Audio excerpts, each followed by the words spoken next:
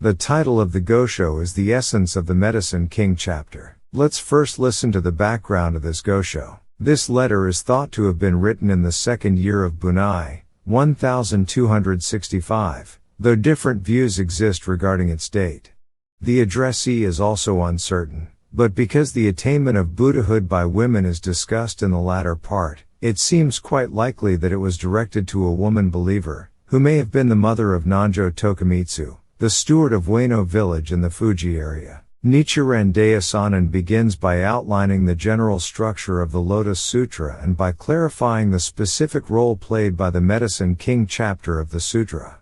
He then explains the first 4 of the 10 following analogies set forth in this chapter: the analogies of the great ocean, mountains, the moon, the sun, the wheel-turning king, the god Chakra, the god Brahma, persons at the 4 stages of Hinayana enlightenment and Pratyeka Buddhas, Bodhisattvas, and the Buddha. In this way he illustrates the supremacy of the Lotus Sutra over all other sutras and the benefits of belief in the Lotus Sutra. In mentioning the analogy of the great ocean, the Daishonin refers to the ocean's 10 virtues and to the description found in the Responding with Joy chapter of the Lotus Sutra concerning the great benefit conferred upon the 50th person who rejoices on hearing this sutra. In this manner, through the 4 analogies of the ocean, mountains, the moon, and the sun, the Daishonin touches upon various principles of Buddhism, asserting that the benefit of the Lotus Sutra is immeasurable, and that it is the only scripture enabling all beings to attain Buddhahood in their present form. He points out that, among all the 28 chapters of the Lotus Sutra, only the lifespan can free human beings from the sufferings of birth and death. Next, the Daishonin explains 2 additional analogies from the Medicine King chapter: the analogy of a ship that carries people across the sea of the sufferings of birth and death, and that of the poor finding riches. Thus, the Daishonin likens the Lotus Sutra respectively to a great ship and to a mountain of riches. Toward the end of this letter, the Daishonin writes of the 3 obediences and the 5 obstacles. In secular and Buddhist thought, these were limitations traditionally believed to bind women. In the sutras preached prior to the Lotus Sutra, women are presented as being incapable of attaining Buddhahood. But the Daishonin, citing passages from the Immeasurable Meanings, Lotus, and Nirvana Sutras, declares that women are indeed able to attain Buddhahood. Now listen to the Gosho. Concerning the general meaning of this chapter called the Medicine King. The Medicine King chapter is in the 7th volume and is the 23rd of the 28 chapters that make up the Lotus Sutra. The first volume of the sutra contains 2 chapters, the Introduction chapter and the Expedient Means chapter. The Introduction chapter serves as a prologue to the entire 28 chapters. The 8 chapters beginning with Expedient Means and continuing through Prophecies are concerned primarily with clarifying how persons of the 2 vehicles can attain Buddhahood, and secondarily with clarifying how bodhisattvas and ordinary people can attain Buddhahood. The following 5 chapters: the Teacher of the Law, Treasure Tower, Devdatta, Encouraging Devotion, and Peaceful Practices chapters, explain how the teachings set forth in the preceding 8 chapters are to be carried out by ordinary people in the latter age. The ensuing Emerging from the Earth chapter serves as an introduction to the Lifespan chapter. The subsequent 12 chapters, numbering from the Distinctions in Benefits chapter on, serve primarily to explain how the doctrines set forth in the Lifespan chapter are to be carried out by ordinary people in the latter age, and secondarily to explain how those set forth in the 8 chapters from Expedient Means on are to be carried out. The Medicine King chapter, therefore, is a chapter that explains how one ought to carry out the teachings of both of the 8 chapters beginning with Expedient Means and of the Lifespan chapter. This chapter, the Medicine King, contains 10 analogies, the first of which is the analogy of the great ocean. I will begin by explaining this analogy in outline form. In the southern continent of Jambudvipa, there are 2,500 rivers. In the western continent of Gardenia, there are 5,000 rivers.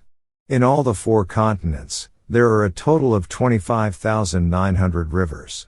Some of these rivers are 40 ri in length, some 100 ri, some only 1 ri, 1 cho, or 1 fathom. However, concerning the matter of depth, not one of these rivers can match the great ocean. Among all the sutras, such as the Flower Garland Sutra, the Agama Sutras, the Correct and Equal Sutras, the Wisdom, Profound Secrets, Amida, Nirvana, Mahavairakana, Diamond Crown, Sujatakara, and Secret Solemnity Sutras, all the sutras preached by the thus come one Shakyamuni, all the sutras preached by the thus come one Mahavairakana, all the sutras preached by the thus come one Amida, all the sutras preached by the thus come one Medicine Master, and all the sutras preached by the various Buddhas of the three existences of past, present, and future. Among all these sutras, the Lotus Sutra stands foremost. Thus these other sutras are analogous to the large rivers, middle-sized rivers, and small rivers, while the Lotus Sutra is likened to the great ocean. The ocean possesses 10 virtues, in which it surpasses the rivers. First, the ocean gradually becomes deeper, which is not true of rivers.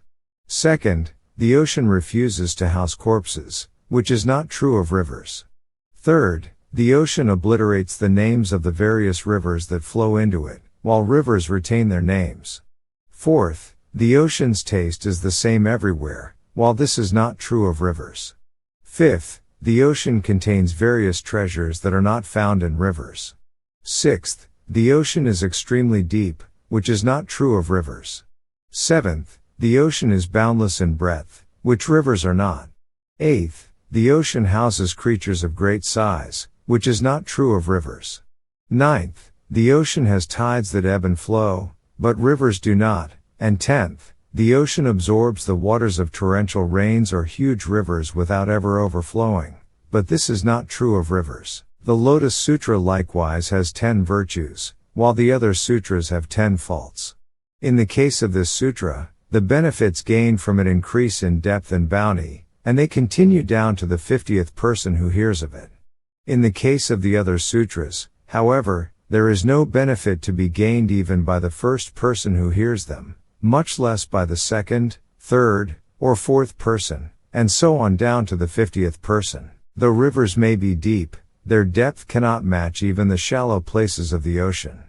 And though the various other sutras may claim that because of a single character, a single phrase, or the 10 meditations they encompass evil people who have committed the 10 evil acts or the 5 cardinal sins, such benefits cannot match those gained by the 50th person who hears a single character or a single phrase of the Lotus Sutra and responds with joy. In the case of the Lotus Sutra, just as the ocean refuses to house corpses, those who slander the law by turning against the Lotus Sutra will be cast out by the sutra, even though in other respects they may be people of extreme goodness. And how much more so will this be true in the case of evil persons who, in addition to their other evil acts, slander the law. Though one may speak slanderously of the other sutras, if one does not turn against the Lotus Sutra, one is certain to attain the Buddha way. But though one may put faith in all the other sutras, if one turns against the Lotus Sutra, one will invariably fall into the great citadel of the Avicii hell. I move now to the 8th virtue of the ocean, the fact that it can house creatures of great size. And we find that in the ocean there are huge fish such as the Makara.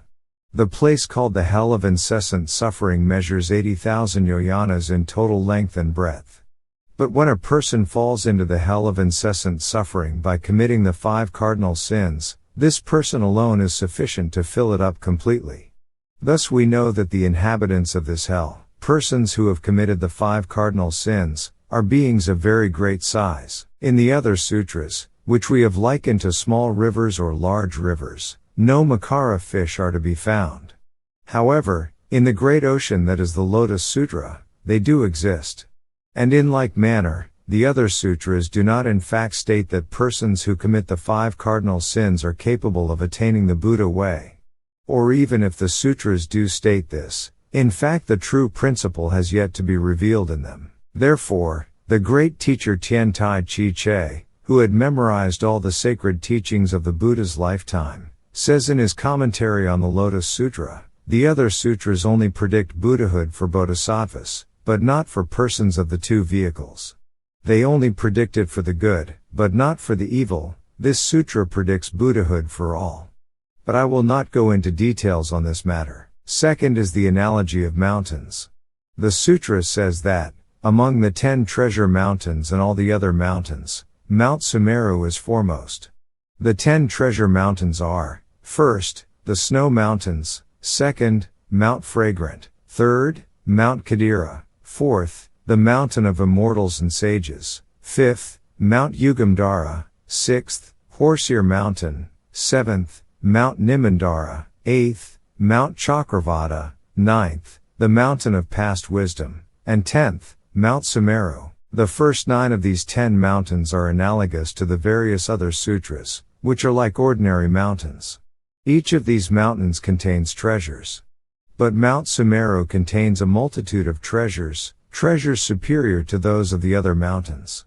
For example, it is like Jamunata gold, to which ordinary gold cannot compare. The Flower Garland Sutra has its teaching that the phenomenal world is created by the mind alone. The Wisdom Sutras have their 18 kinds of non-substantiality. The Mahavairakana Sutra has its 5-fold meditation for attaining Buddhahood, and the Meditation Sutra has its doctrine of rebirth in the Pure Land. But the Lotus Sutra's teaching of the attainment of Buddhahood in one's present form surpasses all of these. Mount Sumeru is golden in color. Every creature that comes to this mountain, whether ox or horse, human or heavenly being, bird or any other being, inevitably loses its original color and takes on the golden color of the mountain. This is not true of any of the other mountains. In the same manner, the various other sutras, when placed beside the Lotus Sutra, lose their original color. They are like black objects that, when exposed to the light of the sun or the moon, lose their color. So the teachings concerning rebirth in another land or the attainment of Buddhahood that color these other sutras inevitably lose their meaning when exposed to the light of the Lotus Sutra. Third is the analogy of the moon. Among the various stars, some can light an area of no more than half a ri, some an area of no more than 1 ri, some an area of no more than 8 ri or 16 ri. But the moon can light an area of over 800 ri. Thus, although the various stars have their light, it cannot equal that of the moon. Even if we were to assemble 100, 1,000, 10,000, or 1,000,000 stars, as well as all the stars from the world of the 4 continents, from a major world system, and from all the worlds of the 10 directions, their light would not equal the light of a single moon. How then could the light of only one star equal the light of the moon? Similarly, though we gather together all the various sutras, such as the Flower Garland Sutra, the Agama Sutras, the Correct and Equal Sutras, the Wisdom, Nirvana, Mahavairakana, and Meditation Sutras, they could never equal even a single character of the Lotus Sutra. Within the minds of all human beings, there exist the 3 categories of illusions of thought and desire, of illusions innumerable as particles of dust and sand, and of illusions about the true nature of existence, as well as karma created by the 10 evil acts or the 5 cardinal sins, all of which are like a dark night. The Flower Garland and the other various sutras are like stars in this dark night, while the Lotus Sutra is like the moon. For those who have faith in the Lotus Sutra, but whose faith is not deep, it is as though a half moon were lighting the darkness.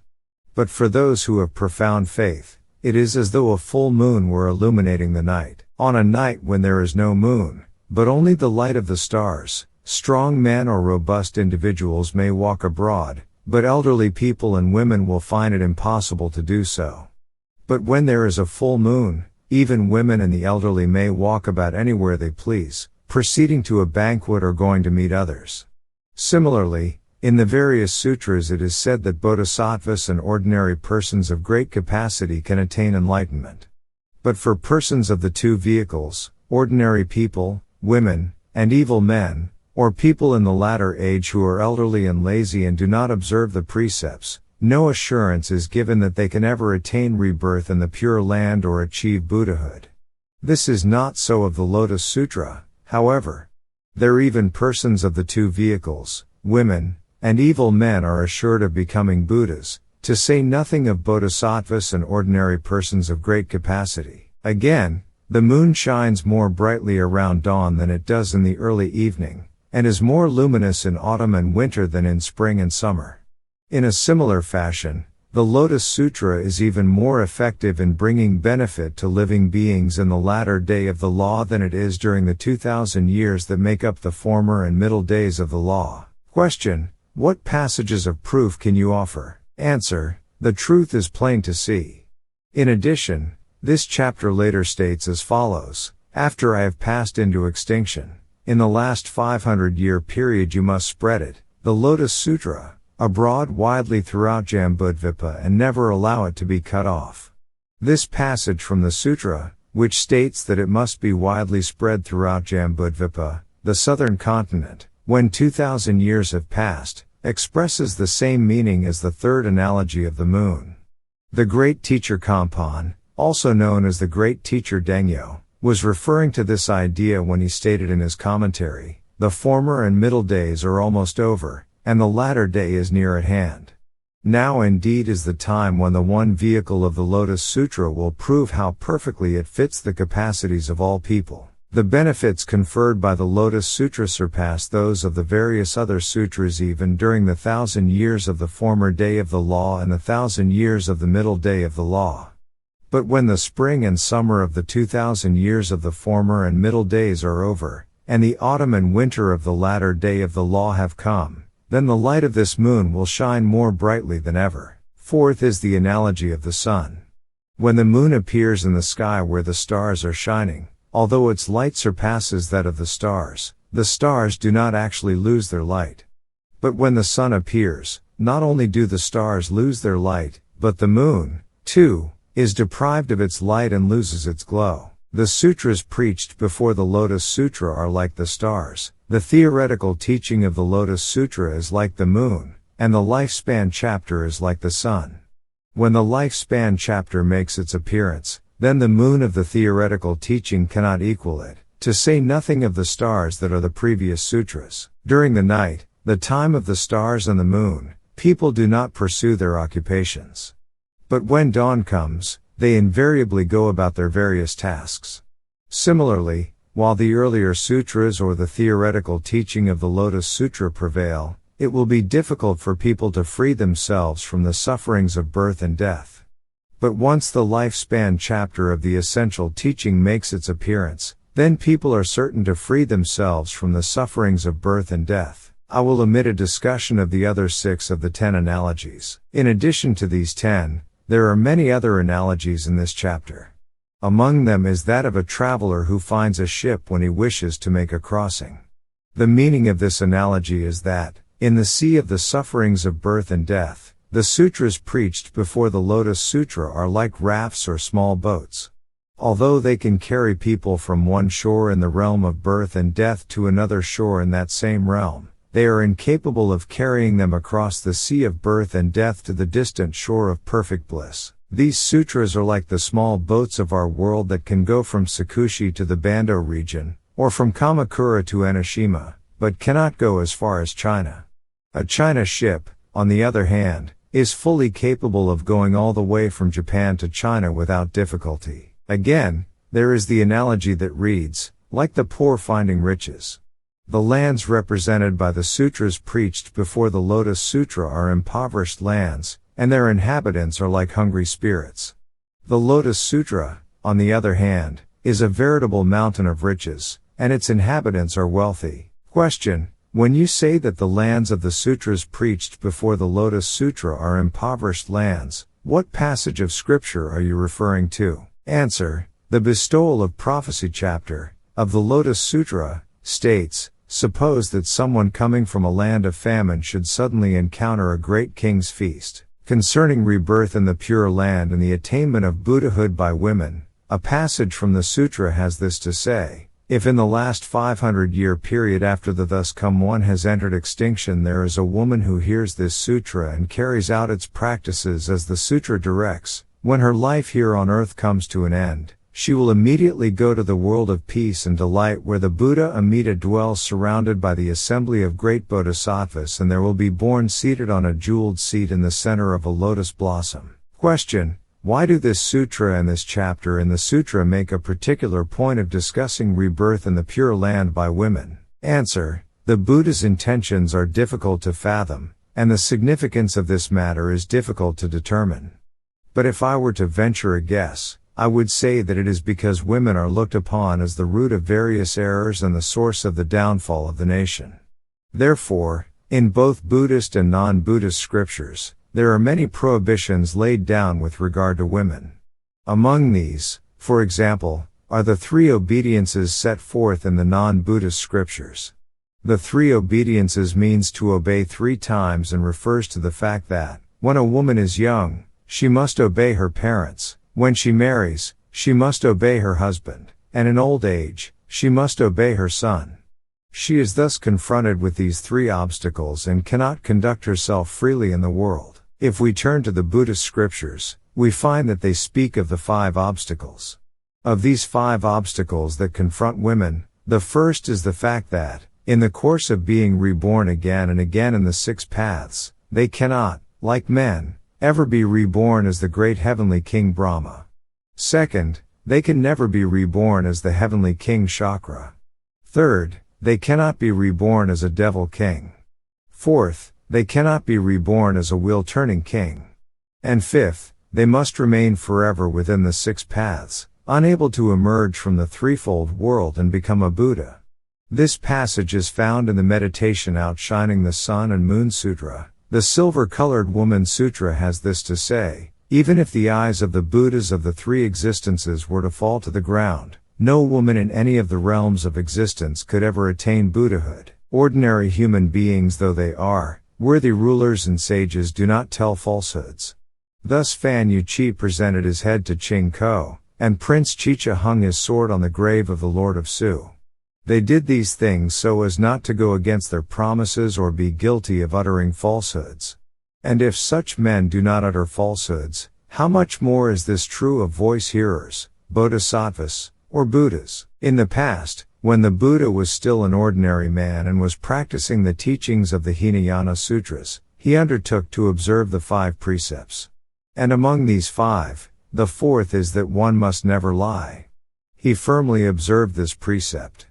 Thereafter, even though it meant losing his property or his life, he never violated it. When he was practicing the teachings of the Mahayana Sutras, he observed the 10 major precepts, and among these 10 major precepts, the 4th is that one must never lie. He faithfully observed this precept without once violating it throughout countless kalpas, until in the end, through the power acquired by observing this precept, he was able to attain the body of a Buddha.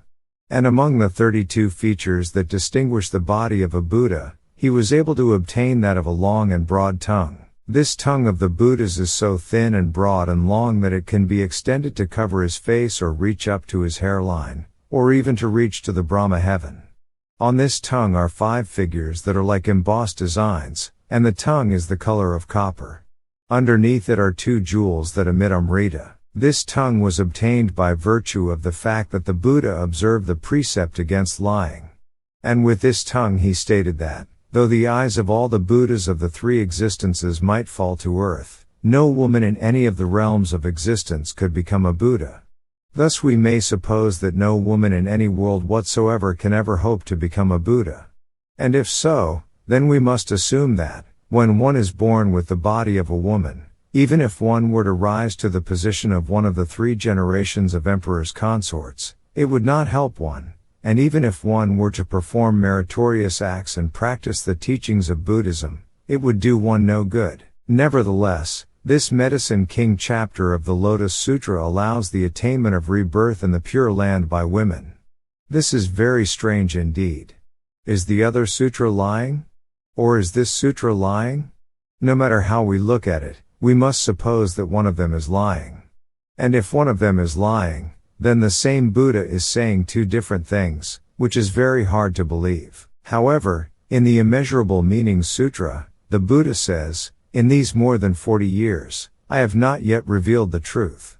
And in the Nirvana Sutra he says, though the thus come one does not speak untruths, if I knew that by speaking falsely, I could help living beings gain the benefits of the law, then for their sake I would go along with what is best and speak such words as an expedient means. In view of these passages, It would appear that the Buddha was speaking falsely when he declared that women could not attain rebirth in the Pure Land and achieve Buddhahood.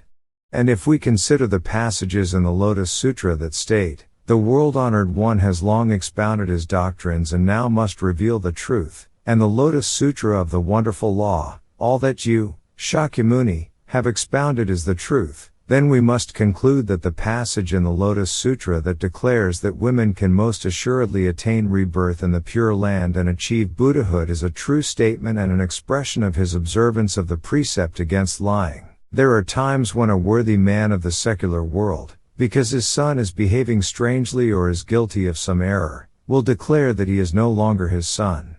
To prove the truth of the assertion, the man may even write out a vow or swear an oath. But when the time of his death approaches, he will forgive his son. Though he does these things, we do not deny that he is a worthy man or accuse him of speaking falsely. And the Buddha, too, at times acts in this same manner. During the more than 40 years when the earlier sutras were being preached, the Buddha acknowledged that bodhisattvas could attain the way, that ordinary persons could do so, and that good persons and men could do so, but he would not admit that persons of the two vehicles, women, or evil men could do so. There were times, however, when he did seem to admit the possibility. Therefore, the truth of this matter remained undetermined. But when he had completed his first 42 years of preaching, and he was ready to enter the 8-year period when he would preach the Lotus Sutra on Mount Gridhrakuta at Rajagraha in the kingdom of Magadha, he first of all preached the Immeasurable Meaning Sutra. And in that sutra he stated, "In these more than 40 years, I have not yet revealed the truth." Nichiren.